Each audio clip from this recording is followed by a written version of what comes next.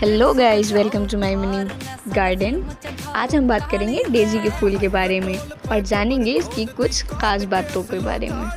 ये फूल सरल लेकिन बहुत ही आकर्षक होता है। डेजी को खुशी, सादगी और सच्चे प्यार का प्रतीक भी माना जाता है। कई देशों में इसे वसंत का फूल माना जाता है और इसकी पंखुड़ियाँ सूरज की रोशनी में खुलती हैं और रात में बंद हो जाती हैं।